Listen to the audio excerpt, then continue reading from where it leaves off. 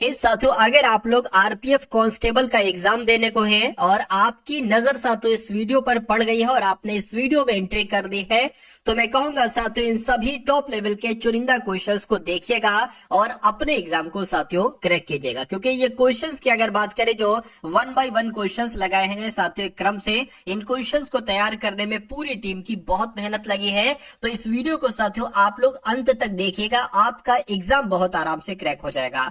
तो सबसे पहले साथियों मैंने लिए हैं 50 सवाल जीएस के।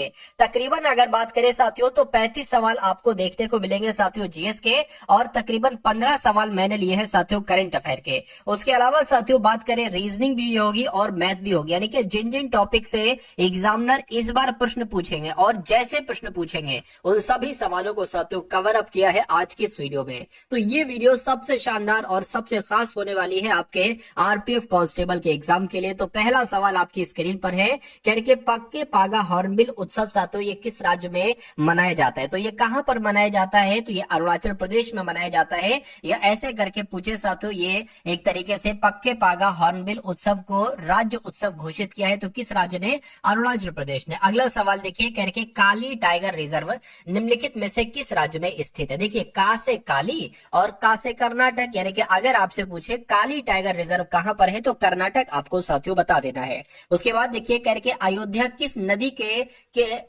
के तट पर स्थित है? तो अयोध्या की अगर बात करते हैं साथियों ये सरयू नदी के तट पर स्थित है। आंसर आपका अगर है ऑप्शन नंबर सी के साथ तो बिल्कुल करेक्ट हो जाएगा। अगला देखिए, कहा जा रहा है कि सी के नायडू कप, ये सवाल आपसे बहुत साथियों पूछा जाता है। कहते हैं कि सी के नायडू कप ये किस खेल में दिया जाता है? तो ये तो क्रिकेट के खेल में दिया जाता है। किस खेल में साथियों? क्रिकेट के खेल में दिया जाता है। अगला सवाल आपकी स्क्रीन पर देखिए और बताइए सही जवाब आपका क्या हो सकता है। कहने के इनडोमिटेबल स्पिरिट, क्या इनडोमिटेबल स्पिरिट की अगर बात करें तो ये पुस्तक किसकी है? मैं कहूंगा साथियों एपीजे अब्दुल कलाम की है पुस्तक। और ये सवाल आपकी स्क्रीन पर है, आपसे साथियों पूछा जा रहा है, कह रहे कि किस स्तंभ शिलालेख में समुद्रगुप्त की उपलब्धियां अभिलिखित हैं? ठीक है, जो अपनी विजयों के लिए नेपोलियन ऑफ इंडिया के नाम से, यानी कि भारत का नेपोलियन के रूप में जाना जाता था। तो समुद्रगुप्त साथियों भारत के नेपोलियन के रूप में जाना जाता था। तो इलाहाबाद स्तंभ की अगर बात करें, इलाहाबाद स्तंभ में साथियों समुद्रगुप्त की विजयों के बारे में लिखा हुआ है। ये आपको ध्यान रखना है, सवाल बहुत ज्यादा पूछा जाता है। उसके बाद देखिए कह रहे कि साथियों निम्नलिखित में से किस शासक ने दीवाने अमीर को ही विभाग की स्थापना की थी? तो मैं कहूंगा मोहम्मद बिन तुगलक ने साथियों दीवाने अमीर को ही विभाग की स्थापना की थी। आंसर आपका ऑप्शन नंबर सी के साथ जाएगा, यही तो इसने एक अच्छा काम किया था।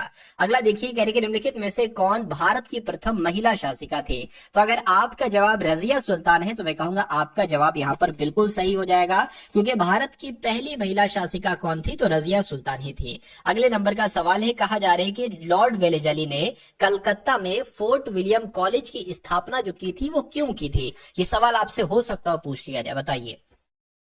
तो फोर्ट विलियम कॉलेज की स्थापना कहां पर की गई थी? कलकत्ता में की गई थी। किसने की थी? तो लॉर्ड वेलेजली ने की थी। क्यों की थी ये आपको बताना है। उसे लंदन में स्थित बोर्ड ऑफ डायरेक्टर्स ने ऐसा करने के लिए कहा था? नहीं, वह भारत में प्राच्य ज्ञान के लिए अति अभिरुचि पुनः जागृत करना चाहता था? नहीं, वह विलियम कैरी तथा उसके सहयोगियों को रोजगार प्रदान करना चाहता था? नहीं, वह ब्रिटिश नागरिकों को भारत में प्रशासन के लिए प्रशिक्षित करना चाहता था? ये कारण बिल्कुल सही हो जाएगा।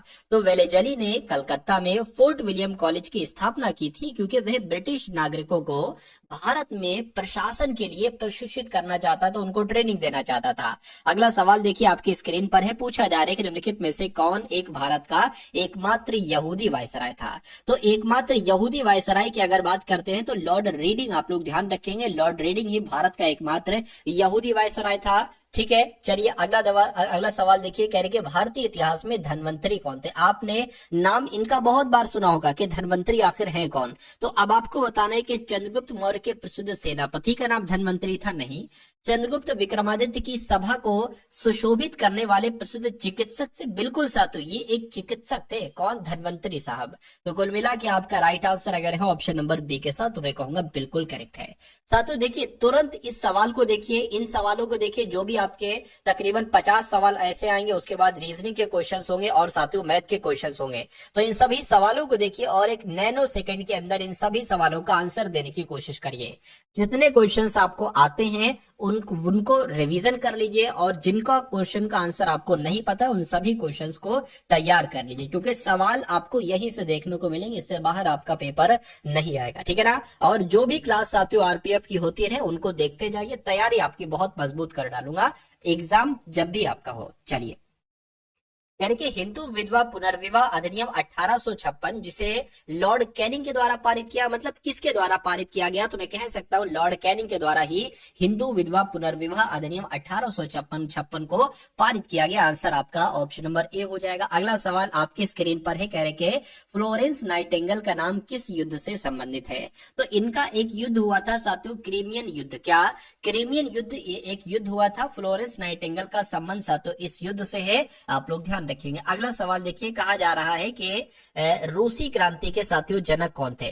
तो रूसी क्रांति की अगर बात करें, आप लोग ध्यान रखेंगे वी आई लेनिन। क्या वी आई लेनिन इस साथियों रूसी क्रांति के जनक थे। आंसर आपका ऑप्शन नंबर सी हो जाएगा। अगला देखिए, कह रहे कि यदि पृथ्वी के घूर्णन की गति बढ़ जाती है तो शरीर का वजन क्या घट जाएगा या बढ़ जाएगा, या वही रहेगा, या घट या बढ़ सकता है। तो अगर बात करते हैं पृथ्वी के घूर्णन की गति बढ़ जाती है तो शरीर का वजन घट जाएगा। ये कॉन्सेप्ट आप लोग साथियों ध्यान रखेंगे, आपसे हो सकता है एग्जाम में पूछ लिया जाए।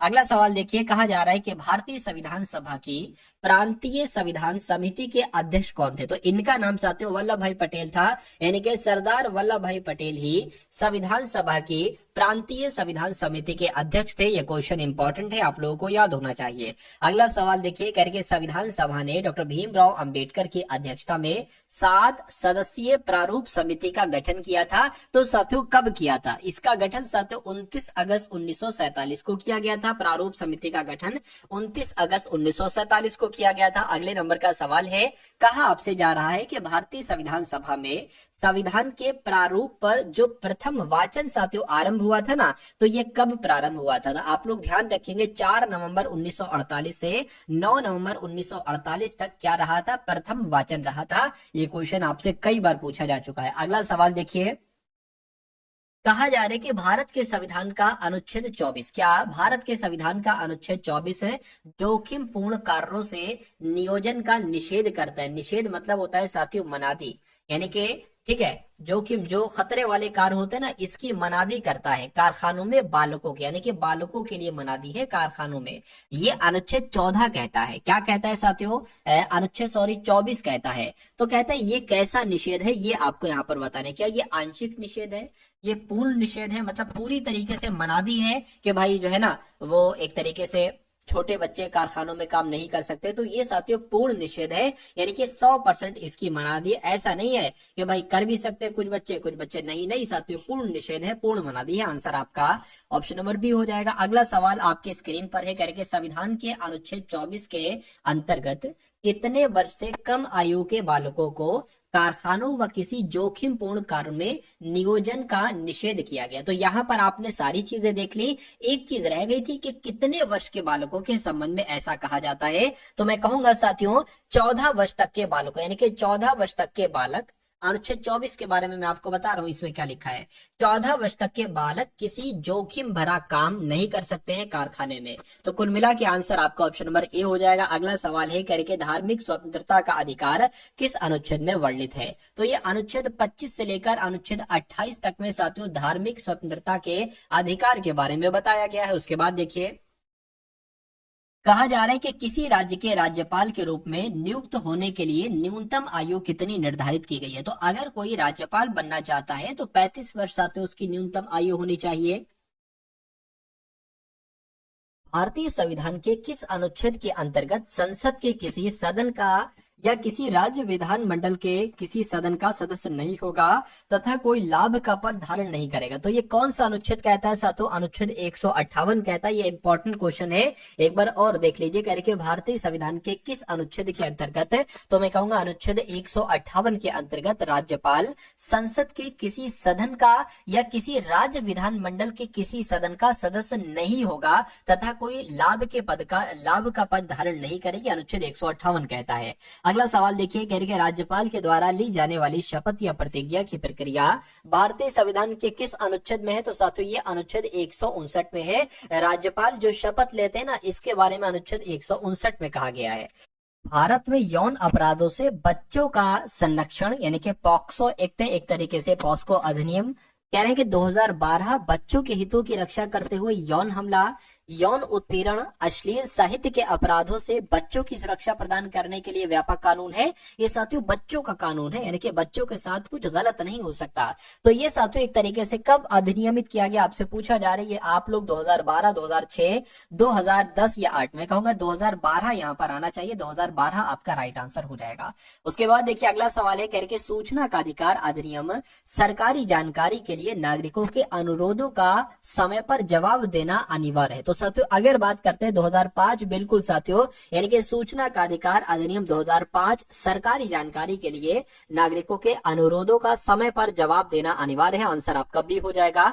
11वीं पंचवर्षीय योजना में से संबंधित कारीगरों को marketing support and services scheme किसके द्वारा, एक तरीके से स्कीम द्वारा सहयोग दिया जाता था। तो यहाँ पर अगर साथियों हम लोग बात करते हैं कि आपका सही जवाब क्या होगा, आप लोग ध्यान रखेंगे 11वीं पंचवर्षीय योजना में से संबंधित कारीगरों को, यानी कि हस्तशिल्प, यहाँ पर हस्तशिल्प आना चाहिए। क्या यहाँ पर जो आना चाहिए कारीगरों को, देखिए यहाँ पर आना चाहिए। यहाँ पर योजना में हस्तशिल्प से संबंधित कारीगरों को marketing support and services scheme द्वारा सहयोग दिया जाता था, यानी कि हस्तशिल्प यहाँ पर आपका राइट आंसर हो जाएगा। अगला सवाल देखिए, कह रहे कि उद्योगों के विकास तथा औद्योगिकरण की रणनीति किस योजना का अंग थी। तो किसकी बात चल रही है साथियों, दूसरी पंचवर्षीय योजना की बात चल रही है, तीसरी, चौथी या साथियों सातवीं। तो दूसरी पंचवर्षीय योजना की बात चल रही है, यानी कि उद्योगों का विकास और औद्योगिकरण पर जोर कौन सी पंचवर्षीय योजना ने दिया था, तो दूसरी पंचवर्षीय योजना ने दिया था। अगला सवाल देखिए, करके प्रथम पंचवर्षीय योजना 1951 से 1956 तक चली। इस योजना का मसौदा तैयार करने में शामिल युवा अर्थशास्त्री कौन थे, तो इनका नाम साथियों के.एन. राज था। क्या नाम था इनका, के.एन. राज इनका नाम था। और इन्होंने साथियों एक तरीके से मसौदा तैयार करने में अहम भूमिका निभाई थी। ये सबसे युवा अर्थशास्त्री थे। उसके बाद देखिए, स्वतंत्र भारत में योजना बनाने का विचार कहां से लिया गया था, तो साथियों कहां से लिया गया था, बॉम्बे प्लान से लिया गया था। आंसर आपका ऑप्शन नंबर ए हो जाएगा। अब उसके बाद देखिए नेक्स्ट नंबर का सवाल है, कह रहे हैं 1 हॉर्स पावर में कितने वॉट होते हैं। ये साथियों एसएससी में आया था क्वेश्चन, तो आपको मालूम होना चाहिए 746 वॉट होते हैं 1 हॉर्स पावर में। अगला देखिए, कह रहे हैं 1 पाउंड कितने ऑन्स के बराबर होता है, तो मैं कहूंगा 16 ऑन्स के बराबर होता है, या 1 पाउंड साथियों 16 ऑन्स के बराबर होता है। अगला देखिए, कह रहे हैं संवेग का एसआई मात्रक क्या है, तो संवेग का एसआई मात्रक क्या है साथियों, किलोग्राम मीटर बटे सेकंड है। क्या किलोग्राम मीटर बटे सेकंड ये संवेग का एसआई मात्रक है। अगले नंबर का सवाल है, कहा जा रहा है आपसे कि निम्नलिखित में से किसमें सर्वाधिक ऊर्जा होती है, तो सबसे ज्यादा ऊर्जा की अगर बात करें तो क्या नीले प्रकाश में होती है, मैं कहूंगा बिल्कुल सर्वाधिक ऊर्जा साथियों कहां पर होती है, नीले प्रकाश में होती है। आंसर आपका ऑप्शन नंबर बी हो जाएगा। अगला सवाल देखिए, तो यहां पर अगर बात करें अब आपके सामने साथियों करंट अफेयर के क्वेश्चन आएंगे। देखिए क्योंकि 50 आपके सवाल आएंगे, तकरीबन कुछ नहीं तो साथियों 8 से 10 क्वेश्चन मानकर चलिए कि करंट अफेयर के आपसे पूछे जा सकते हैं। तो मैं जो 15 सवाल आपको कराऊंगा करंट अफेयर के, ये पूरी साल के सबसे टॉप लेवल के क्वेश्चन हैं, और उसके बाद रीजनिंग को देखेंगे और फिर साथियों मैथ को देखेंगे। देखिए यानी कि हाल ही में थर्ड आई एशियाई फिल्म महोत्सव का 21वां संस्करण कहां पर साथियों आयोजित किया गया है, तो साथियों ये मुंबई में आयोजित किया गया है। आंसर आपका सी हो जाएगा। अगला सवाल देखिए, कहा जा रहा है यानी कि किस देश में अंतरराष्ट्रीय गुब्बारा महोत्सव मनाया गया है, तो मैं कहूंगा नेपाल में अंतरराष्ट्रीय गुब्बारा महोत्सव मनाया गया है। आंसर आपका सी हो जाता है। अगला देखिए, कह रहे कि किस देश ने मारबर्ग वायरस के प्रकोप की समाप्ति की घोषणा की है, तो किसकी बात चल रही है साथियों, रवांडा की बात चल रही है। यानी कि रवांडा देश ने मारबर्ग वायरस के प्रकोप की समाप्ति की घोषणा की है। उसके बाद देखिए, कह रहे कि किस राज्य सरकार ने रथ सप्तमी को राज्य उत्सव घोषित किया है, तो अगर बात करते हैं यहाँ पर आंध्र प्रदेश की, तो आंध्र प्रदेश राज्य सरकार ने रथ सप्तमी को राज्य उत्सव घोषित किया है। यह क्वेश्चन भी साथियों इंपॉर्टेंट है। उसके बाद देखिए, कहा जा रहा है कि किस देश ने काला सागर में तेल रिसाव के कारण संघीय आपातकाल की घोषणा की है, तो किस देश ने साथियों ये काम किया है, रूस ने काम किया है। यानी कि रूस देश ने काला सागर में तेल रिसाव की वजह से संघीय आपातकाल की घोषणा की है। अगला देखिए, कहा जा रहा है कि कौन विश्व मुक्केबाज के एशियाई निकाय बोर्ड में शामिल हुए हैं, तो किसकी बात चल रही है, क्या आपका राइट आंसर होगा, इनका नाम है अजय सिंह, और अजय सिंह ही विश्व मुक्केबाजी के एशियाई निकाय बोर्ड में शामिल हुए हैं। अगला देखिए, करके हॉकी इंडिया लीग ये कहां पर शुरू हुआ है, तो ये ओडिशा में शुरू हुआ है। कहां पर साथियों, हॉकी इंडिया लीग कहाँ पर शुरू हुआ है? तो ओडिशा में शुरू हुआ है। उसके बाद देखिए कहा जा रहा है कि दिव्यांग क्रिकेट चैंपियंस, क्या दिव्यांग क्रिकेट चैंपियंस ट्रॉफी कहाँ पर आयोजित की गई है? तो ये कहाँ पर आयोजित की गई है? ये श्रीलंका में आयोजित की गई है, ये भी आप लोग ध्यान रखेंगे। अगला सवाल है आपकी स्क्रीन पर, कह रहे कि दुनिया के सबसे बड़े जल विद्युत बांध का निर्माण कौन सा देश कर रहा है? तो ये साथियों चीन ये काम कर रहा है। ये दुनिया के सबसे बड़े जल विद्युत बांध का निर्माण कौन कर रहा है? तो चीन कर रहा है। उसके बाद देखिए किंग कप इंटरनेशनल ओपन 2024 का आयोजन कहां पर किया गया है? तो साथियों शेंझन में किया गया है। कहां पर? शेंझन में किया गया है। उसके बाद देखिए कह रहे कि राष्ट्रपति द्रौपदी मुर्मू जी ने कितने बच्चों को प्रधानमंत्री राष्ट्रीय बाल पुरस्कार से सम्मानित किया है? तो मैं कहूंगा 17 बच्चों को। क्या साथियों? राष्ट्रपति द्रौपदी मुर्मू जी ने 17 बच्चों को प्रधानमंत्री राष्ट्रीय पुरस्कार से सम्मानित किया है। ये क्वेश्चन साथियों इंपॉर्टेंट है। अगला सवाल है, कहा जा रहा है गुरु गोविंद सिंह के साहिबजादों के बलिदान और वीरता को किस राज्य के पाठ्यक्रम में शामिल किया है? तो किस राज्य ने साथियों पाठ्यक्रम में शामिल किया है? तो मध्य प्रदेश ने साथियों ये काम किया है। राइट आंसर आपका जो जाएगा वो ऑप्शन नंबर सी हो जाएगा। अगला सवाल आपके स्क्रीन पर कह रहे कि किस मंत्रालय ने राष्ट्रीय पर्व वेबसाइट और ऐप लॉन्च किया है? तो साथियों राष्ट्रीय पर्व वेबसाइट रक्षा मंत्रालय ने लॉन्च की है और साथियों ऐप भी लॉन्च किया है। तो आपका राइट आंसर अगर है ऑप्शन नंबर बी तो बिल्कुल करेक्ट है। नेक्स्ट नंबर का सवाल है, कह रहे कि किस देश के राष्ट्रपति ने संसद को भंग कर दिया? यानी कि संसद की अगर बात करें, जर्मनी ने संसद को ही भंग कर दिया है। संसद देश के राष्ट्रपति ने संसद को भंग कर दिया है। सवाल आपसे एग्जाम में पूछा जा सकता है। अगला सवाल है आपकी स्क्रीन पर, कहा जा रहा है आपसे उत्तराखंड उच्च न्यायालय के मुख्य न्यायाधीश के रूप में साथियों कौन नियुक्त किए गए हैं? देखिए और बताइए आंसर आपका साथियों क्या हो सकता है। तो गुहानाथन नरेंद्र का आप लोग नाम ध्यान रखेंगे। क्यों? क्योंकि गुहानाथन नरेंद्र ही उत्तराखंड हाईकोर्ट के मुख्य न्यायाधीश के रूप में इन्होंने शपथ ली है। सही जवाब आपका अगर है ऑप्शन नंबर सी तो बिल्कुल करेक्ट है। तो अब यहाँ पर अगर बात करें साथियों, आपके रीजनिंग के क्वेश्चन शुरू हो चुके हैं। रीजनिंग के जितने साथियों टॉप लेवल के क्वेश्चन है सभी के सभी साथियों आज की इस वीडियो में देखेंगे। कुछ कॉन्सेप्ट सबसे जरूरी है। देखिए क्या कहा जा रहा है, कह रहे कि दी गई आकृति में अंतर्निहित त्रिभुजों की संख्या। एक आकृति आपको दे दी जाएगी और कहा जाएगा कि भैया इसमें त्रिभुजों की संख्या बता दीजिए। क्या? त्रिभुजों की संख्या। तो देखिए सबसे पहले अगर बात करें, आपको ये दिख रहा होगा, ये छोटे छोटे आपको त्रिभुज दिख रहे होंगे। तो एक हो गया और साथियों ये दूसरा हो गया, ये आपका तीसरा त्रिभुज हो गया, ये आपका चौथा हो गया, यानी कि 4 त्रिभुज तो ये हो गए। अब आपको इसी में देखिए ये बड़ा वाला दिख रहा होगा, यानी कि ये 5वां हो गया। और ये कौन सा हो गया साथियों? देखिए एक ये हो गया आपका 5 और ये हो गया साथियों 6 और ये हो गया 7 और ये हो गया साथियों 8। ये 8 त्रिभुज हो गए। कितने हो गए? 8 हो गए। अब इसको देखिए साथियों जरा, 8 और एक ये 9 हो गया, 9 और एक ये साथियों 10 हो गया, 10 और एक ये बड़ा वाला हो गया 11 हो गया। ठीक है ना, 11 और साथियों ये आपका 12 हो गया। ये क्या हो गया? ये 12 हो गया। और कुछ बन रहा है देखिए जरा, तो 12 त्रिभुज यहाँ पर हो गए। 12 ऑप्शन में भी क्या कुछ और बन रहा है? देखिए थोड़ा ध्यान दीजिए। अच्छा यहां से देखिए एक त्रिभुज आपका बन सकता है, ये ऐसे करके, ये ऐसे करके साथियों एक त्रिभुज आपका बन सकता है। इसको थोड़ा सा मैं सही कर देता हूँ फिर आपको समझ में आएगा। ठीक है 12 हो चुके थे, 12 और ये आपका 13वां त्रिभुज यहाँ से बन गया और ऐसे ये इधर बन जाएगा 14वां त्रिभुज। तो कुल मिला के ये 14 त्रिभुज बनने। और कोई बन रहा है भाई? ये तो वर्ग है, लास्ट में वो तो नहीं बनेगा। तो मैं कहूंगा 14 त्रिभुज यहाँ पर बनेंगे। आंसर आपका ऑप्शन नंबर बी के साथ जाएगा। अगला देखिए कहा क्या जा रहा है साथियों, इस सवाल को देखिए और बताइए सही जवाब क्या होगा। कह रहे के 13 है सबसे पहले, उसके बाद साथियों 27 है, उसके बाद 56 है और उसके बाद 115 है और उसके बाद साथियों 234 है। आपको बताने के अगला नंबर यहाँ पर क्या हो सकता है। देखिए आपको लॉजिक पहचानना होता है कि आखिर ये 13 से 27 कैसे हुआ, 27 से 56 कैसे हुआ, 56 से 115 कैसे हुआ। अगर हम थोड़ा सा दिमाग लगाएं कि 13 ठीक है 13 दूना कितना हो जाएगा? 26 हो जाएगा। अगर प्लस 1 कर देते तो हमें 27 मिल जाएगा। 27 दुना कितना होता है साथियों? 54 होता है। तो 27 दुना 54 हो जाएगा। प्लस अगर 2 जोड़ देते हैं तो 56 आ जाएगा। 56 दुना की अगर बात करें मेरे हिसाब से साथियों 112 हो जाएगा। अगर हम इसमें 3 जोड़ देते तो 115 हो जाएगा। यानी कि देखिए सबकी गुणा 2 से हो रही है और 1 प्लस किया गया, 2 प्लस किया गया, 3 प्लस किया गया, यहाँ पर 4 प्लस करेंगे और यहाँ पर 5 प्लस करेंगे। तो पहले तो हमें 2 से गुणा कराना, फिर हमें 5 प्लस कर देना है। तो पहले 2 से गुणा कराइए, 4 दूना 8, 3 दूना 6, 2 दूना 4 और अब साथियों 5 प्लस कर दीजिए। 5 प्लस करेंगे साथियों 473 आ जाएगा। क्या यहाँ पर 473 आएगा? अगर ऑप्शन ऑप्शन में 473 है तो 473 ही आएगा। और बिल्कुल साथियों ऑप्शन में 473 है। जिनका भी आंसर ऑप्शन नंबर डी के साथ है, मैं कहूंगा आंसर आपका बिल्कुल करेक्ट है। अगला सवाल आपकी स्क्रीन पर साथियों देखिए और बताइए सही जवाब आपका क्या होगा। देखिए कह रहे कि साथियों उस विकल्प का चयन कीजिए, उसको मत पढ़िए। ये देखिए मैं आपको बता देता हूं साथियों, यहाँ पर कहा गया है जैसे 9 से 36 बना है वैसे ही आपको बताना है कि 16 से कौन सा नंबर बन सकता है। बस इतनी सी बात बताने। देखिए सिंपल सी बात है। अरे भाई 9 चौक 36, 16 चौक 64, क्या दिक्कत है? कोई दिक्कत नहीं है।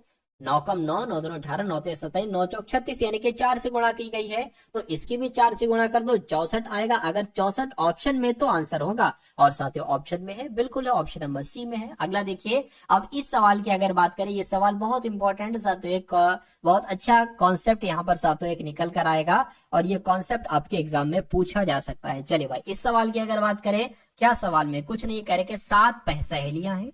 सवाल में अगर आप ये कह दोगे कुछ सवाल में नहीं है तो वो सवाल आपके लिए आसान हो जाएगा। अगर आप इसकी लंबाई चौड़ाई देख के डर जाओगे फिर सवाल में कुछ ना कुछ दिक्कत हो जाएगी, फिर आपका आंसर गलत टिक करके आ जाओगे और फिर वही नेगेटिव मार्किंग आपको मारेगी। चलिए खैर इस सवाल को देखते हैं। कह रहे कि प्रणवी 7 सहेलियां हैं, प्रणवी है, वनीता है, रूपा है, सौम्या, भावना, उर्मिला, ये आरोही वृत्ता, अच्छा और आरोही भी है, मुझे लगा आरोही क्रम में आरोही है, ठीक है। कह रहे कि वृत्ताकार स्थिति में केंद्र की ओर मुख करके बैठी है। तो साथियों एक है, हम क्या बना लेते हैं, गोले में बैठी है तो कितने लोग हैं, 7 है ना, 1 2 3 4 5 6 और एक 7, ठीक है। यानी कि आरोही सौम्या के बाईं ओर दूसरे स्थान पर बैठी है। तो साथियों आरोही सौम्या के बाईं ओर दूसरे स्थान पर बैठी है। अगर साथियों हम सौम्या को यहाँ पर बैठा लें तो सौम्या का बायां इधर होगा, सौम्या के बाएं कौन बैठी है साथियों, आरोही बैठी है, यानी कि आरोही यहाँ पर बैठ जाएंगी, ठीक है। उसके बाद कह रहे कि तथा भावना और उर्मिला की पड़ोसी है। किसकी बात चल रही है साथियों, भावना और उर्मिला की पड़ोसी आरोही की बात चल रही है। यानी कि जो आरोही है ना ये भावना और उर्मिला की पड़ोसी है, यानी कि भावना हो सकता हो यहाँ पर आ जाए या हो सकता हो उर्मिला यहाँ पर आ जाए या हो सकता हो भावना उर्मिला में से कोई एक यहाँ पर आ जाए, लेकिन अभी हम नहीं लिखेंगे, थोड़ा सा सब्र कीजिए, ठीक है ना। उसके बाद कहने के सौम्या रूपा या भावना की पड़ोसी नहीं है। देखिए सौम्या जो है ना, सौम्या यानी कि यहाँ पर रूपा भी नहीं बैठेंगी, यहाँ पर भावना भी नहीं बैठेंगी, यहाँ पर रूपा नहीं बैठेंगी, यहाँ पर भावना भी नहीं बैठेंगी। अच्छा एक चीज यहाँ पर देखिए, अभी हमें ये कंफ्यूजन में थे कि यहाँ पर साथियों एक तरीके से भावना को यहाँ बैठाना चाहिए या भावना को यहाँ पर बैठाना चाहिए। अब इस लाइन ने ये साफ कर दिया है कि सौम्या के बगल में भावना नहीं बैठेंगी, तो जाहिर सी बात है भावना यहाँ पर बैठेंगी और साथियों एक तरीके से उर्मिला यहाँ पर बैठेंगी, ठीक है ना। उर्मिला यहाँ पर बैठेंगी, लिखा है ना कि करके आरोही सौम्या के बाईं और दूसरे स्थान पर हो गया। कहने तथा भावना और उर्मिला की पड़ोसी है, यानी कि जो आरोही है ना भावना और उर्मिला की पड़ोसी है, ये काम भी हो गया। उसके बाद क्या कहा जा रहा है, कह रहे कि प्रणवी विनीता और रूपा की पड़ोसी है, यानी कि प्रणवी जो है ना, प्रणवी ये विनीता और रूपा की एक तरीके से क्या है, प्रणवी विनीता और रूपा की पड़ोसी है। तो मैं कहूंगा साथियों देखिए अगर हम प्रणवी को यहाँ बीच में बैठा ले, और मजबूरी भी हमारे सामने हमें बीच ही में बैठाना पड़ेगा क्योंकि यहाँ पर कहा गया है ना कि प्रणवी जो है ना विनीता और रूपा की पड़ोसी है, तो हो सकता हो विनीता रूपा में से कोई एक यहाँ पर आ जाए या हो सकता हो विनीता रूपा कोई एक यहाँ पर आ जाए। तो अब हमें ये देखना है, ठीक है ना। बस इतनी सी बात है। एक बार सवाल को और पढ़िए, देखिए हो सकता हो काम बन जाए। करिए आरोही सौम्या के बाईं और दूसरे स्थान पर है, आरोही सौम्या के बाईं और दूसरे स्थान पर है। उसके बाद कहा तथा भावना और उर्मिला की पड़ोसी है, बिल्कुल सता आरोही जो है ना भावना और उर्मिला की पड़ोसी है, ठीक है। करके सौम्या रूपा या भावना की पड़ोसी नहीं है, यानी कि सौम्या जो है ना रूपा और भावना की पड़ोसी नहीं है। तो साथियों यहाँ पर रूपा नहीं बैठेंगी, फिर रूपा यहाँ पर बैठेंगे, तो रूपा साथियों यहाँ पर बैठ गई है और एक तरीके से विनीता फिर यहाँ पर बैठ जाएंगी, विनीता यहाँ पर बैठ जाएंगी। अब सवाल देखिए और बताइए क्या पूछा जा रहा है। कहने की दी गई जानकारी के आधार पर निम्न में से कौन सा कथन सही है। तो कहने की क्या आरोही रूपा और प्रणवी के बीच में बैठी हैं, रूपा आरोही रूपा और प्रणवी के बीच में बैठी हैं। तो आरोही कहां पर, आरोही ये है, आरोही साथियों क्या रूपा और प्रणवा के बीच में बैठी है, मैं कहूंगा नहीं ये गलत हो जाएगा। इसको चेक करिए, सौम्या उर्मिला और आरोही के बीच में बैठी है, सौम्या देखिए जरा, सौम्या यहाँ पर है, नहीं साथियों ये भी नहीं, सौम्या उर्मिला और आरोही के बीच में नहीं बैठी है। तो ये भी आपका गलत हो जाएगा। ठीक है, इसको देख लीजिए, कह रहे कि रूपा क्या भावना और प्रणवी के बीच में बैठी है। रूपा की अगर बात करें कहां पर है, रूपा यहाँ पर है। कहने के क्या रूपा भावना और प्रणवी के बीच में बैठी है। मैं कहूंगा बिल्कुल ये बात बिल्कुल सही, यानी कि तीसरा वाला आपकी बात बिल्कुल सही कही गई है। तो तीसरा वाला आपका बिल्कुल सही जवाब हो जाएगा। तो ये अच्छा क्वेश्चन था साथियों, और आपके एग्जाम में पूछा जाता है। मैं कहूंगा अगर ये सवाल आ गया तो ये समझ लीजिए साथियों, लाखों लाख बच्चा इस सवाल को नहीं कर पाएगा, और वो ऐसे ही साथियों इसको बिना करे आ जाएगा छोड़कर। इसमें समय तो गवाएगा लेकिन वो इसको छोड़कर आ जाएगा। लेकिन अगर आपने इस चीज को पहले देख लिया है तो आप सवाल को बड़े ही आराम से कर दोगे। अगर समझने में कोई दिक्कत है तो इसको साथियों 4-5 बार आप खुद प्रैक्टिस करना, आपका हाथ इतना तेज हो जाएगा साथियों कि 50 सेकंड में आप इस सवाल को बहुत आराम से कर लोगे। अब अगला सवाल देखिए क्या कहा जा रहा है। कह रहे कि XGC है, उसके बाद UHE है, उसके बाद RIH है। तो आपको बताने कि यहाँ पर कौन से 3 लेटर आ सकते हैं साथियों, बताइए। देखिए यहाँ पर अगर बात करें साथियों, X आपका 24 पर होता है, G 7 पर होता है, C 3 पर होता है, U 21 पर होता है, H 8 पर होता है, E 5 पर होता है, R 18 पर होता है, I 9 पर होता है, H 8 पर होता है। देखिए 24 से 21 हुआ यानी कि 3 घटा है, ठीक है ना। 21 से 18 हुआ है, 3 घटा है, तो इसमें 3 घटाएंगे। मैं कहूंगा साथियों 15 आ जाना चाहिए, यानी कि 15 की जगह पर O आता है। G 7 पर है, ये 8 पर हो गया, ये 9 पर हो गया, तो 10 पर आना चाहिए, यानी कि यहाँ पर J आना चाहिए। तो OJ कहां पर लिखा हुआ है, OJ तो यहाँ पर, एक यहाँ पर, ठीक है। ये 3 पर होता है, 3 से 5 हुआ है, 5 से 8 हुआ है, मतलब कुल मिला के 3 से 5 हुआ है ना। तो साथियों 2 बढ़ाया गया है और फिर एक तरीके से 3 बढ़ाया गया है, तो अब 4 बढ़ाया जाएगा, तो साथियों यहाँ पर 12 आ जाएगा, यानी कि यहाँ पर L आ जाएगा। तो मैं कहूंगा OJL कहां पर लिखा हुआ है, OJL ऑप्शन नंबर A में लिखा हुआ है। तो ये क्या होगा, ये आपका बिल्कुल सही जवाब होगा। अब उसके बाद देखिए अगले नंबर का साथियों सवाल है आपकी स्क्रीन पर। कह रहे कि दिए गए पैटर्न का ध्यान पूर्वक अध्ययन करें और उस संख्या का चयन करें जो इनमें से प्रश्नवाचक चिन्ह की जगह पर आएगी, यानी कि आपको बताने की यहाँ पर कौन सा नंबर आएगा, ये बात आपको बताने। देखिए 3, 13, 4, 4, 27, 11, इसको मैं ऐसे करके बना दूं, 1 सेकंड रुकिए जरा। अब आपका जो है वो क्लियर हो गया होगा। तो 4, 27, 11, 6, 31, इसको कैलकुलेट करके यहाँ पर कौन सा नंबर आएगा, ये बात आपसे पूछी जा रही है, मुझे बताइए।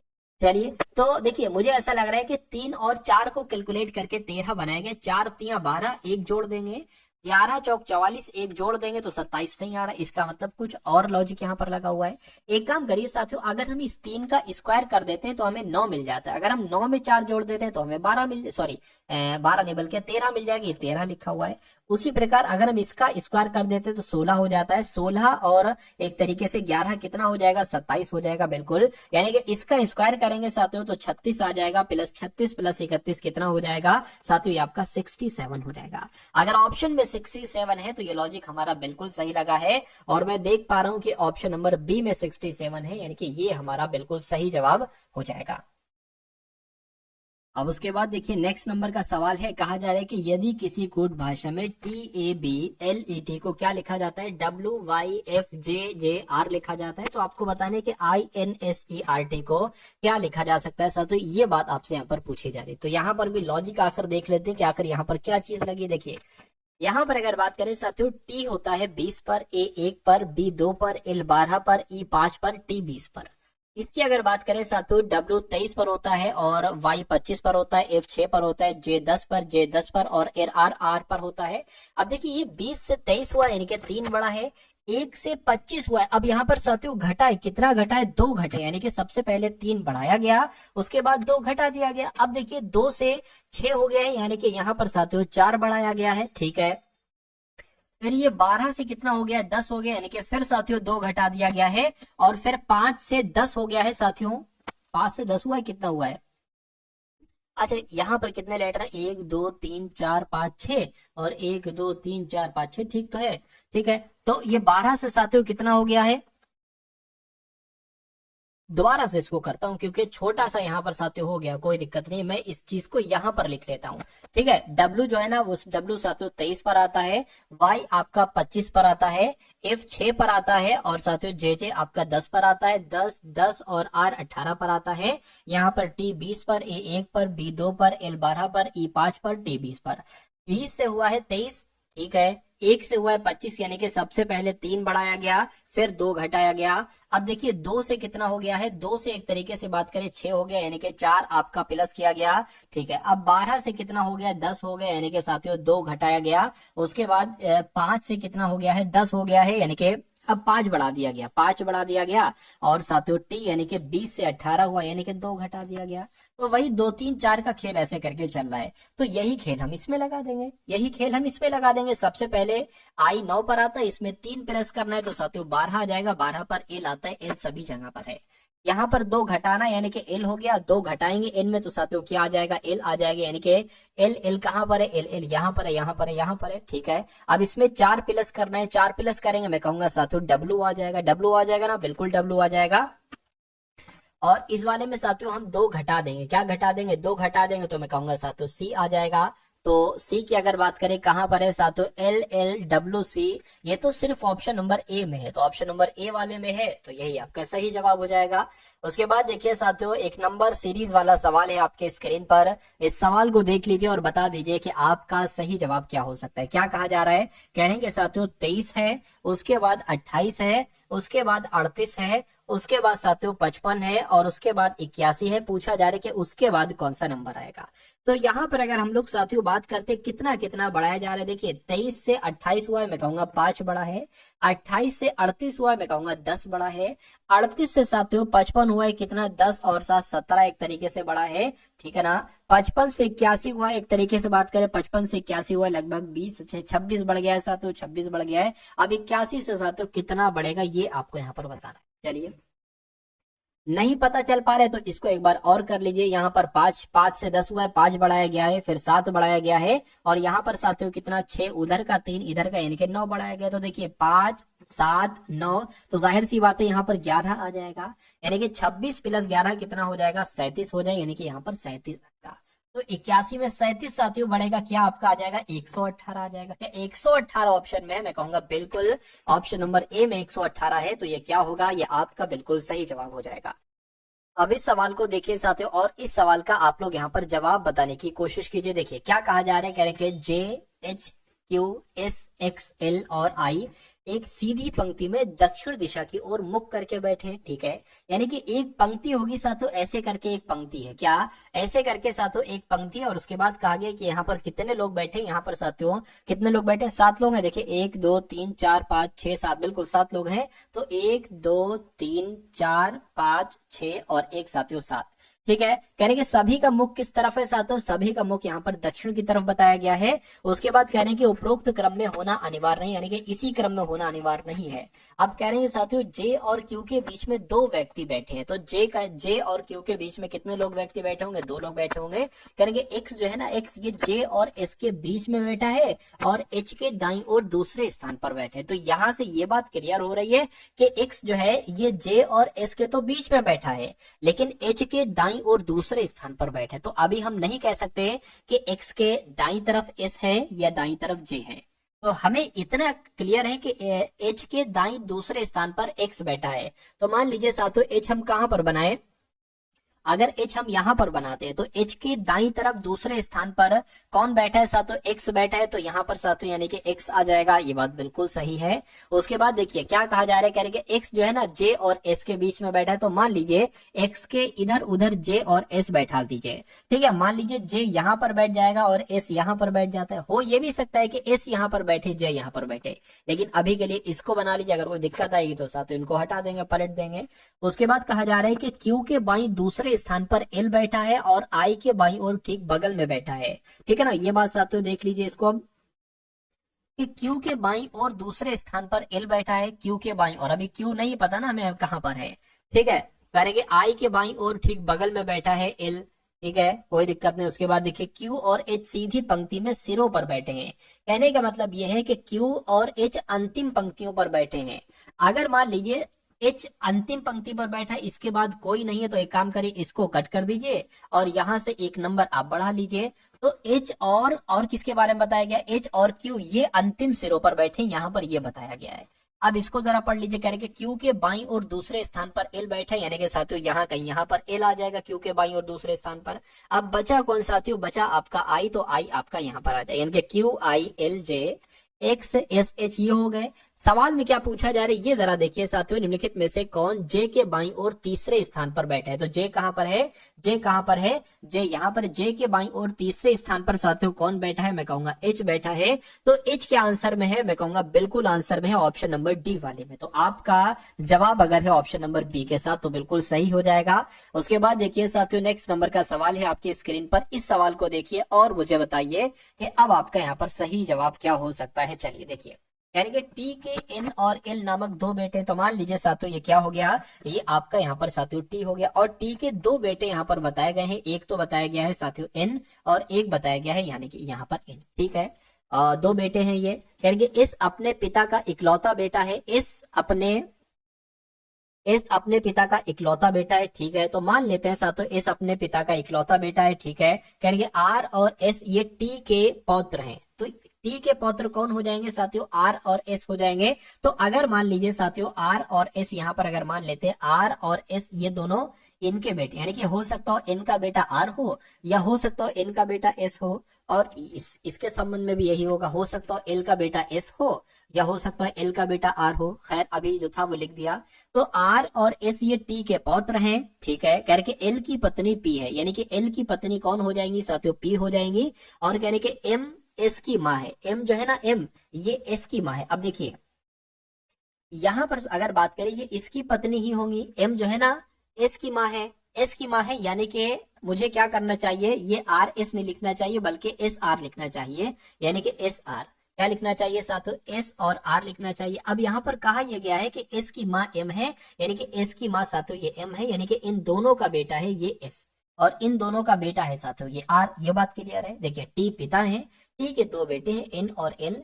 जब ये बात बता दी गई कि एल की पत्नी पी है, ठीक है, और एन की पत्नी एम है, तो इनके दो बेटे हो गए, एक इनका बेटा एक इनका बेटा। तो कह रहे कि एन से आर किस प्रकार संबंधित, यानी कि आर क्या कहेगा एन को, तो आर क्या कहेगा साथियों एन को, ये आपको बताना। देखिए ये इनके पिताजी हैं, आर के पिताजी, और आर के पिताजी का भाई, सॉरी एल के पिता, एल का भाई है एन, यानी कि आर के पिता एल का भाई है एन। तो मैं कहूंगा आर क्या कहेगा एन को, तो साथियों चाचा ही तो कहेगा। तो चाचा कहेगा तो चाचा आपका राइट आंसर हो जाएगा, आंसर आपका ऑप्शन नंबर बी हो जाएगा। अब उसके बाद देखिए अगले नंबर का साथियों सवाल है आपकी स्क्रीन पर, कह रहे कि कुछ लैपटॉप डेस्कटॉप है। तो मान लीजिए साथियों ये क्या हो जाएगा, ये आपके लैपटॉप हो गए, और कह रहे कि कुछ लैपटॉप डेस्कटॉप है। तो मान लीजिए इतने लैपटॉप साथियों क्या हो गए, डेस्कटॉप हो गए। ये बात क्लियर है। उसके बाद कहा जा रहा है कि सभी डेस्कटॉप लैपटॉप है, सभी डेस्कटॉप क्या हो गए, सभी डेस्कटॉप एक तरीके से अगर बात करते हैं सभी डेस्कटॉप लैपटॉप हो गए। ये कैसा भाई, अच्छा ये कहां पर आ गया, मैं निष्कर्ष लिखा हुआ है, कथन लिखा होना चाहिए। ये सवाल मतलब मेरे हिसाब से अधूरा है, ये निष्कर्ष लिखे हुए कथन कहाँ गए, फिर कथन कहाँ गए। चलिए कथन हो सकता हो साथियों टाइप ना हो पाए हो, कोई दिक्कत नहीं। अब उसके बाद देख लीजिए अगले नंबर का सवाल है आपकी स्क्रीन पर, देख लीजिए पूछा क्या जा रहा है, कहने के शिक्षिका माता स्त्री, इनका वेन आरेख आपको बताना है। देखिए जो स्त्री होंगी वो भी माता के अंतर्गत आएंगी क्या, एक तरीके से अगर बात करते हैं साथियों, मान लीजिए ये स्त्री वाले हैं, क्या है ये स्त्री है, ये स्त्री हो गई। तो जो भी माताएं होंगी साथियों, माता होंगी वो सब स्त्री के अंतर्गत ही तो आएंगी, ठीक है ना। और उसके अलावा अगर बात करते हैं साथियों शिक्षिका, एक होता है साथियों क्या शिक्षक और एक होता है शिक्षिका,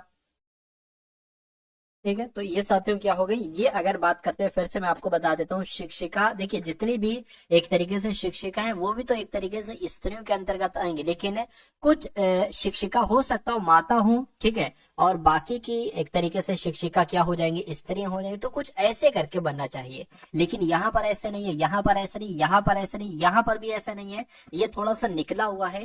तो हम किसको आंसर माने, जो हमारे इससे थोड़ा सा रिलेटिव करेगा। ज्यादातर इससे साथियों रिलेशन किससे बन रहा है, मैं कहूंगा ऑप्शन नंबर डी वाले से बन रहा है। तो ये क्या होगा, इसी को साथियों आप राइट आंसर लगा देंगे, ठीक है। अगला सवाल देखिए साथियों आपकी स्क्रीन पर है, देखिए सवाल को और बता दीजिए कि मुझे आपका राइट आंसर यहाँ पर किस ऑप्शन के साथ साथियों जाएगा, क्या आपका राइट आंसर होगा। देखिए यानी कि 6 डिलीवरी बॉय हैं UVWXYZ एक स्टॉक रूम से अपना सामान लेने के लिए एक पंक्ति में एक के बाद एक खड़े हुए हैं। यानी कि साथियों कितने लोग हैं, 6 लोग हैं। तो 1 2 3 4 5 और 1 6, क्या कहा जा रहा है, कह रहे डब्लू के बाएं ठीक बगल में है साथियों जेड है। तो अगर साथियों हम डब्लू को कहा माने, डब्लू की अगर बात करें, डब्लू को यहाँ पर बैठा ले तो कह रहे डब्लू के बाएं ठीक बगल में है जेड, यानी कि जेड यहाँ पर बैठ जाएगा। उसके बाद कह रहे कि पंक्ति में दोनों छोरों पर जेड और वाई खड़े हैं। तो साथियों पंक्ति में अंतिम छोर पर एक तो जेड है और एक वाई है। तो एक काम करिए, इसको हटा दीजिए और यहाँ पर एक बढ़ा लीजिए और यहाँ पर साथियों आप वाई रख लीजिए, ठीक है। उसके बाद कहा जा रहा है कि Z और V के बीच में साथियों W है। Z और V के बीच में कौन है, W है, ये बात हो चुकी है। यानी कि X के ठीक बाएं बगल में U बैठा है। तो साथियों अगर X के ठीक बाएं में बनाए, यानी कि X को यहां पर बनाना होगा तो U को यहां पर बनाना होगा। कहने के निम्न में से कौन सा डिलीवरी बॉय दाईं छोर से चौथे स्थान पर है, तो यहां से चौथे स्थान पर कौन है, 1 2 3 4, चौथे स्थान पर साथियों V है। तो आपका आंसर जो जाना चाहिए वो ऑप्शन नंबर किसके साथ जाना चाहिए, V के साथ जाना चाहिए, यानी कि बी में लिखा हुआ है साथियों वी। उसके बाद देखिए अगला सवाल आपकी स्क्रीन पर है, देखिए साथियों इस सवाल को और बताइए कि मुझे राइट आंसर आपका क्या हो सकता है। देखिए अब साथियों मैथ के यहाँ से क्वेश्चंस आपके शुरू हो चुके हैं, तो बहुत अच्छे तरीके से इन सभी सवालों को आप लोग देखिएगा। कह रहे कि सुषमा रेशमा की तुलना में 40% अधिक निवेश करती है अपना पैसा। रेशमा ने दिव्या की तुलना में 30% कम पैसा निवेश किया। यदि दिव्या द्वारा निवेशित राशि 6,000 रुपए है तो सुषमा द्वारा निवेशित राशि कितना, यानी कि देखिए 3 लोग यहाँ पर बताए गए हैं। एक की अगर बात करें तो सुषमा है, और दूसरी की अगर बात करें तो कौन है साथियों, रेशमा है, और तीसरी महिला कौन है साथियों, दिव्या है। तो 3 महिलाओं की यहाँ पर साथियों बात चल रही है। क्या कहा जा रहा है, कह रहे हैं कि साथियों सुषमा रेशमा की तुलना में 40% अधिक निवेश करती है, ठीक है। रेशमा ने दिव्या की तुलना में 30% कम निवेश किया। यदि दिव्या द्वारा निवेशित राशि 60 है तो मान लीजिए साथियों, अगर हम साथियों मान लेते इनकी अगर 100 है, दिव्या की राशि कितनी है, अगर ये 100 रुपए इन्होंने निवेश किए, तो अब कहा गया है कि रेशमा जो है ना, यानी कि ये रेशमा ये दिव्या की तुलना में 30% कम निवेश करती है। तो 100 से अगर 30% कम में निवेश करती है रेशमा, यानी कि 70 करती होंगी। अरे भाई 100 से 30 कम करेंगे तो 70 तो आएगा। उसके बाद कहा गया था कि सुषमा, यानी कि ये सुषमा ये रेशमा की तुलना में 40% अधिक निवेश करती है। तो 70 का 140% कितना हो जाएगा, ठीक है। 70 का 140% की अगर बात करें, 0 से 0 आपका यहाँ पर साथियों कट जाएगा।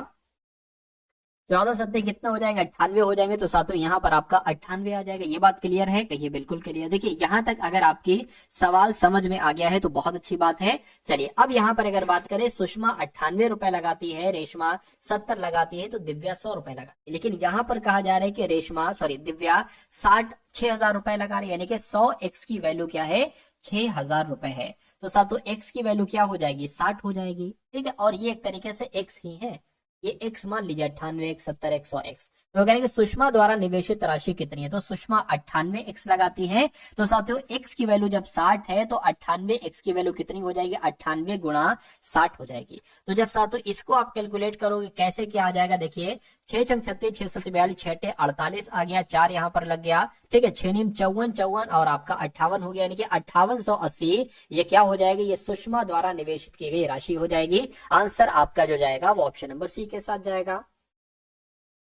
अगला सवाल है साथियों आपके स्क्रीन पर। इस सवाल को देखिए, बाकी के 3 ऑप्शन साथियों नीचे आपको यहाँ पर मिल जाएंगे, कोई दिक्कत नहीं है। इस सवाल को देखिए साथियों, राइट आंसर बताइए। कह रहे कि ए और बी की आय का अनुपात 8:11, यानी कि ए की आय अगर साथियों 8x है तो साथियों बी की आय कितनी होगी, बी की आय साथियों यहाँ पर 11x बताई गई है, ठीक है। कह रहे कि यदि उनकी बचत का अनुपात 7:9 है, यदि ए और बी के व्यय, यानी कि ए का व्यय, यानी कि ए खर्च करता है 25,000 और बी खर्च करता है 35,000, तो बी की आय आपसे पूछी जा रही है। देखिए यहाँ पर अगर हम लोग साथियों बात करते हैं, आय बराबर क्या होता है, आय बराबर साथियों क्या होता है, आय बराबर होता है व्यय और साथियों प्लस क्या होता है, तरीके से बचत, यानी कि जो आपने बचत की है और जो आपने खर्च किया उसका योग ही तो साथियों आय होता है, ठीक है। ये बात आपने जान ली। और अगर यहाँ पर साथियों हम क्या कर दें, अगर यहाँ पर साथियों हम आय में से साथियों क्या कर घटा दें, व्यय घटा दें यहाँ पर, तो क्या बराबर आ जाएगी, तो साथियों यहाँ पर हमारी बचत आ जाएगी। ये बात भी बिल्कुल क्लियर है। अब यहाँ पर अगर साथियों बात करते हैं, ए की आय कितनी है, 8 है, तो साथियों यानी कि 8x है, एक सेकेंड, ए की आय की यहाँ पर साथियों जो बात की गई है वो कितनी की गई है, वो 8x की गई है, तो ये आपका 8x हो गया। अब आय में से अगर व्यय को घटा दिया जाता है और व्यय ए का व्यय कितना है 25,000 है। अगर साथियों इसको घटा दिया जाता है 25,000 को तो कितने के बराबर आ जाता है साथियों, तो वो हमारी बचत एक तरीके से आ जाती है। तो बचत कितनी है 7x है ए की, तो यहाँ पर साथियों 7 आ जाएगा, 7 आ जाएगा। अब अगर बटा नीचे बी की हम बात कर ले, बी की आय कितनी है साथियों, यहाँ पर 11x है, ठीक है ना, 11x है। और अगर हम इसमें से व्यय घटा दे बी का जो कि 35,000 है, तो साथियों कितना आ जाना चाहिए, तो आपका यहाँ पर कितना आ जाना चाहिए, तो आपका 9 आ जाना चाहिए। ठीक है, अब यहाँ पर हमें मेन चीज क्या निकालना है, इसको कैलकुलेट करके हमें x का मान निकालना है। और जब x का मान हमारा निकल आएगा तो b की आय निकालना बहुत आसान हो जाएगी। b की आय 11x है, x का मान निकाल लो, 11x का मान निकाल देना, आंसर आपका आ जाएगा। तो देखिए 9 की गुणा x 8x से होगी, यानी कि 9 अट्ठे 72 हो जाएगा, तो 72x हो गया। और 25 की 9 से साथियों गुणा कराओगे तो कितना आपका आ जाएगा, 25 की देखिए एक तरीके से अगर बात करें 225 एक तरीके से आ जाएगा। ठीक है ना, कितना आ जाएगा साथियों, एक तरीके से अगर बात करें 2,25,000 आ जाएगा। तो 2,25,000 आपका ये आ गया, 2,25,000 आ गया, यानी कि 25,000 की गुणा जब हमने 9 से कराई। ये बात साथियों क्लियर है, कहिए बिल्कुल क्लियर है। बराबर अगर 7 की गुणा 11x से कराए तो साथियों 70x आ जाएगा। और माइनस 7 की गुणा 35 से कराए तो कितना आ जाएगा, यहाँ पर 7 पंजे आपका 35 हो गया, 7 या 21, 22, 23, 24 यानी कि 24 आ गया। कितना हो गया, 2,45,000 यहाँ पर आ जाएगा। ठीक है, 2,45,000 आ गया। अब देखिए 72x ये है, 77x ये है, यानी कि अगर यहाँ पर हम लोग बात करते हैं 77x में से ये 72x इधर आएगा तो माइनस का हो जाएगा, 72x को घटा देते हैं, क्या घटा देते हैं एक तरीके से। और ये अगर बात करें ये माइनस का, ये उधर जाएगा, ये प्लस का हो जाएगा, 2,45,000, 2,45,000। और ये माइनस का ही रहेगा इधर, 2,25,000। तो इसको घटा दें तो साथियों कितना एक तरीके से बचेगा, इसको मैं हटा दूं, क्या करूं, देखिए अब यहाँ पर बस खाली घटाना है आपको साथियों। देखिए 77x में से 72x जाएगा तो यहाँ पर आपका 5x बचेगा। 5x इसको साथियों घटाओगे तो कितना आ जाएगा, 20,000 आपके सामने आ जाएगा, 20,000 आ गया। और x बराबर आपका कितना हो जाएगा साथियों, एक तरीके से 20,000 और बटे क्या हो जाएगा, 5 हो जाएगा। तो 5 चौक 20 यानी कि 4,000 यहाँ पर आपका आ चुका है। x बराबर क्या आ गया, 4,000 आपका आ चुका है। तो अब साथियों b निकालना तो आपके लिए बहुत आसान है। b की आय कितनी है, 11x है, 11x यानी कि 11 गुणा x का मान कितना है, 4,000 है। तो मैं कहूंगा ये तो आपकी 44,000 हो जाएगी। b की आय कितनी हो जाएगी साथियों, 44,000 हो जाएगी। और 44,000 कौन से ऑप्शन में है, मैं कहूंगा ऑप्शन नंबर बी वाले में है। तो ये आपका क्या होगा, ये आपका बिल्कुल सही जवाब हो जाएगा। अगला सवाल देखिए, कहने के अगला सवाल क्या है, तो साथियों यहाँ पर अगर बात करें सिंप्लीफिकेशन का अगला सवाल है आपकी स्क्रीन पर। कहने के साथियों 36 भाग 18 ऑफ 3 गुणा 2 प्लस 8 भाग 4 ऑफ 2 गुणा 5 माइनस 5 भाग 10 और गुणा 2। ये गुणा एक काम करिए, इसको मैं यहीं पर लिख दूं, क्या करूं, गुणा 2। ठीक, इसको आपको सॉल्व करना है, क्या दिक्कत साथियों इसमें आपको लग रही है। देखिए अगर हम बात करते हैं, ये सबसे पहले ऑफ है, भाग से भी पहले ऑफ सॉल्व होता है। तो 18 तिया कितने होता है साथियों, 54 होता है। अब ये भाग लगी है तो साथियों 36 भाग 54 हो जाएगा। अब यहाँ पर गुणा अगर बात करते हैं साथियों, क्या आपका आ जाएगा, एक तरीके से 2 आ जाएगा। देखिए 8 भाग 4 है तो 4 एकम 4, 4 दूना 8। तो यहाँ पर साथियों क्या आ जाएगा, एक तरीके से ये आपका 2 हो गया। ये आपका क्या हो जाएगा साथियों, 2 हो जाएगा। अच्छा एक काम करिए, भाग से पहले ऑफ सॉल्व होती है, मैं खुद भूल गया, कोई दिक्कत नहीं है। तो यहाँ पर देख लीजिए साथियों, ये आपका आ गया 36 और 54 आ गया आपका। यहाँ पर क्या आ गया साथियों, ये वाला 2 आ गया। अब प्लस अगर बात करें ये 8 आ जाएगा। और यहाँ पर अगर बात करें 4 दूना 8 तो साथियों भाग 8 आपका आ जाएगा। और गुणा आपका क्या आ जाएगा, 5 माइनस 5 बटे 10 और गुणा आपका 2 आ गया। अब इसको कैलकुलेट कर लीजिए। देखिए इसको अगर कट करेंगे तो ये आपका क्या आ जाएगा, 27 यहाँ पर आ जाएगा। 9 तिया 27, 9 चौक आपका 36 यानी कि 4 बटे 3 ये हो गया। और आपका प्लस 8 की भाग 8 से करोगे तो क्या आएगा साथियों, एक तरीके से 1 आ जाएगा। 8 की भाग 8 से करोगे तो 1 आ जाएगा। 1 लिखने की साथियों जरूरत नहीं, गुणा यहाँ पर क्या लिखा हुआ है, 5 लिखा हुआ है। तो एक काम आप ये कर सकते हैं साथियों, यहाँ पर क्या देखिए प्लस का ही तो एक तरीके से 5 यहाँ पर आएगा, वो तो इसका था मैटर, कोई दिक्कत नहीं। अब यहाँ पर माइनस 5 एकम 5, 5 दूना 10, 2 से 2 कैंसिल, तो 1 ही तो यहाँ पर आ जाएगा। तो अब साथियों क्या आएगा, 4 बटे 3 प्लस 5 माइनस 1 कितना हो जाएगा साथियों, 4 हो जाएगा। इसको कैलकुलेट कर लीजिए बस, तो 4 एकम 4 हो गया और 3 चौक आपका 12 हो गया, बटे 3 आ गया, तो ये आपका 16 बटे 3 आ जाएगा। 16 बटे क्या आ गया, 3 आ गया। तो यहाँ पर 16 बटे 3 आ गया। इसको कैसे लिख सकते हो साथियों, 3 चौक आपका 12 हो गया, 3 चौक आपका 12, 3 पंजे 15 हो गया, यानी कि 5 सही 1 बटे 3 आ गया। 5 सही 1 बटे 3 आपका आंसर आ गया। तो 5 सही 1 बटे 3 कौन से ऑप्शन में लिखा हुआ है, ऑप्शन नंबर ए वाले में लिखा हुआ है। तो ये आपका साथियों बिल्कुल सही जवाब हो जाएगा, ठीक है ना। तो आप लोग बहुत अच्छे तरीके से साथियों इस सवाल को ध्यान रखेंगे भाई। चलिए अब उसके बाद देखते हैं नेक्स्ट नंबर का सवाल है कि आपसे पूछा जा रहा है, ऑप्शन नीचे होंगे, ठीक है, नीचे है। कहा जा रहा है कि एक कंप्यूटर परीक्षा में 19 छात्रों के औसत अंक 74 है, तो इसको लिख लीजिए। यानी कि एक कंप्यूटर की परीक्षा में 19 छात्रों के औसत अंक कितने बताए गए हैं, 74 बताए गए हैं, ठीक है। करके बाद में यह पाया गया कि औसत की गणना करते समय एक छात्र द्वारा प्राप्त अंक 56 के स्थान पर गलती से 65 रूप दर्ज कर दिए गए। यानी कि 56 करना थे ऐड, 65 कर दिए, यानी कि 9 एक्स्ट्रा ऐड कर दिए गए। तो सही औसत अंक कितना होगा। सबसे पहले 19 छात्रों का औसत 74 है, तो अगर मैं आपसे पूछूं 19 छात्रों का कुल मिला के एक तरीके से उनके अंक कितने हो गए, तो 74 की गुणा 19 से एक बार करो, आपको मालूम पड़ जाएगा, ठीक है। 9 चौक आपका 36 हो गया, 7 नीम 63, 64, 65, 66 आपका हो गए, और यहाँ पर 74 आ जाएंगे, यानी कि 6 0, और ये क्या हो गया 14, यानी कि 1406 आपका यहाँ पर आ जाएगा। 19 छात्रों के कुल मिला के अंक 1406 बैठ गए। तो यहाँ पर 56 जोड़ना था, 65 साथियों जोड़ दिया, यानी कि 9 एक्स्ट्रा जोड़ दिया, तो मैं कहूंगा यहाँ पर से 9 घटा दीजिए। और जब साथियों इसमें से आप 9 घटाओगे, यानी कि जब आप 1406 में से कितने घटाओगे, 1406 में से साथियों अगर 9 घटाओगे तो मेरे हिसाब से 1397 आना चाहिए। तो सही योग तो आपको पता चल गया है साथियों, 1397, इसकी भाग कर लो 19 से, आपको सही औसत मिल जाएगा, ठीक है ना। तो आपको साथियों सही औसत एक तरीके से मिल जाएगा। अब देखिए 19 की अगर बात करें, 19 को इससे कट करना है, तो 19 सत्ते कितने होते हैं साथियों, 19 सत्ते आपके हो जाएंगे 133, तो 133 19 सत्ते हो गए, ठीक है। ये कितना है साथियों, ये आपका है 39, तो 33 होता है, कितना बचेगा 6 बचेगा, ये आपका 67 हो जाएगा।